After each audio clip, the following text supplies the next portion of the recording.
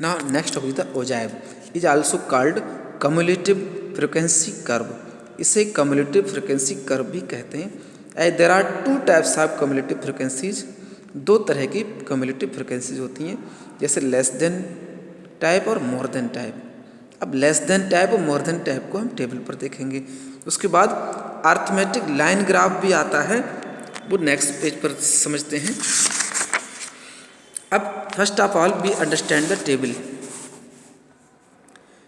Table 4.10 frequency distribution of marks obtained in mathematics. Mathematics में obtained किए गए marks का फ्रीक्वेंसी डिस्ट्रीब्यूशन है. 0 से 20 मार्क्स गेन करने वाले स्टूडेंट 6 हैं, 20 से 40 गेन करने वाले 5, 40 to 60 33, 60 to 80 14, 80 to 100 6. Total 64 student के मार्क्स इस रेशियो में है, 0 से 100 के बीच हैं. लेकिन दूसरा जो आता है टेबल 4.10 बी से लेस देन 20 से कम मार्क्स गेन करने वाले कितने होंगे? 6 ही तो हैं. लेस देन 40 से कम गेन करने वाले कितने होंगे? 6 और 5 को टोटल करेंगे, ऐड करेंगे तो 11 आया. लेस देन 60 से कम गेन करने वाले स्टूडेंट्स तो क्या करेंगे? 6, 5, 33 ये तीनों हैं जिनके मार्क्स 60 से कम हैं, तीनों का टोटल 44. लेस देन 80 से कम गेन करने वाले इन सभी 4 का टोटल 14, 33, 5 और 6 का टोटल 58. 6 लेस देन 100 से कम गेन करने वाले स्टूडेंट्स सभी का टोटल 64. तो ऑल स्टूडेंट ऐसे जो 100 से कम गेन करने वाले हैं. अब उसके बाद आते हैं मोर देन 0 मार्क्स, 0 से ज़्यादा मार्क्स गेन करने वाले स्टूडेंट 64 हैं. मोर देन 20 से ज़्यादा गेन करने वाले स्टूडेंट कितने हुए? सब्ट्रैक्ट 6 फ्रॉम 64 से 6 सब्ट्रैक्ट कर देंगे तो 58 आ गया. अब मोर देन 40 से ज़्यादा गेन करने वाले स्टूडेंट्स तो ये 53 हैं. तो क्या किया? 58 से वो 5 सब्ट्रैक्ट किए गए हैं तो 53 आया. मोर देन 60 से ज़्यादा गेन करने वाले स्टूडेंट्स 20 हैं तो 53 में से 33 सब्ट्रैक्ट किए गए तो 20 आया है. और मोर देन 80 से ज़्यादा गेन करने वाले स्टूडेंट्स 20 में से हम 14 सब्ट्रैक्ट कर देते हैं तो 6 हुए.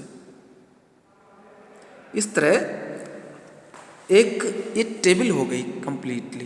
तो इस टेबल के अकॉर्डिंग हमने जो तैयार किया है curve less than and more than ogive of data. तो लेस देन और मोर देन डाटा ओजाइव दिख रहा है हमको. तो मार्क्स इन मैथमेटिक्स और इधर है फ्रीक्वेंसीज 0 से लेकर के 65 तक, क्योंकि 64 स्टूडेंट का डाटा था तो 65 तक यहाँ दिखाया जा रहा है. अब केवल एक पॉइंट समझ में आ जाएगा आपको विद द 1 पॉइंट. ठीक है, 0 से 20 मार्क्स गेन करने वाले स्टूडेंट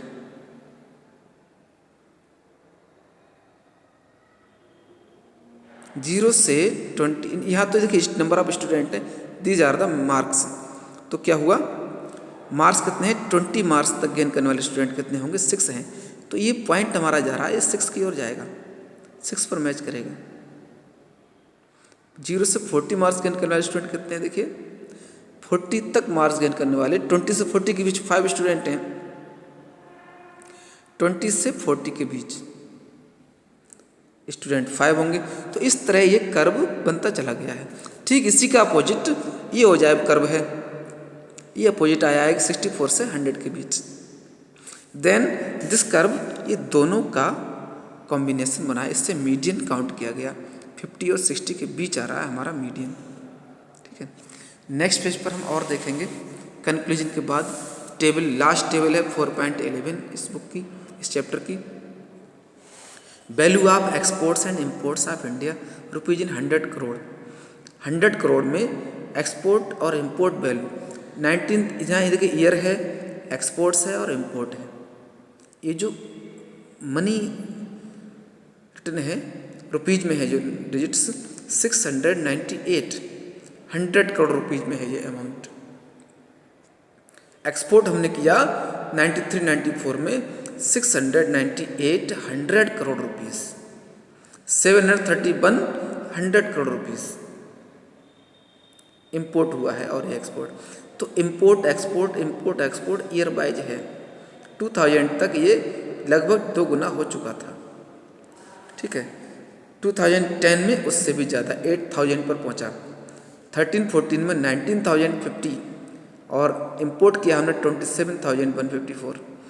तो ये एक रियल डाटा है, कोलकाता से पब्लिश किया हुआ। अब ये टेबल है, सिंपल टेबल, इसको समझने में प्रॉब्लम नहीं होनी चाहिए। तो टेबलर प्रेजेंटेशन हुआ। नेक्स्ट, अब इस टेबलर प्रेजेंटेशन से क्या किया हमने, अर्थमेटिक लाइन ग्राफ बनाया हुआ है। इसे कहेंगे arithmetic line graph. Simple line export को शो कर रही है और डार्क लाइन इंपोर्ट्स। एक्सपोर्ट किया हमने, देखिए फर्स्ट 93-4 में 698 एक्सपोर्ट हुआ है 3-4 में। तो 93-4 में 698 देखिए यहाँ पर है, क्योंकि ये 5000 के रेशियो में है। तो सभी ईयर्स में एक्सपोर्ट 1 2 3 4 5 6 7 8 9 10 11 13 14 तक की डिटेल है। तो हमारा इंपोर्ट एक्सपोर्ट दोनों इंक्रीज होते गए हैं ईयर वाइज। तो इससे क्या बना, अर्थमेटिक लाइन ग्राफ। ठीक है, इसको फिर कहाँ भी बनाना होगा तो आपको ग्राफ पेपर यूज करना है।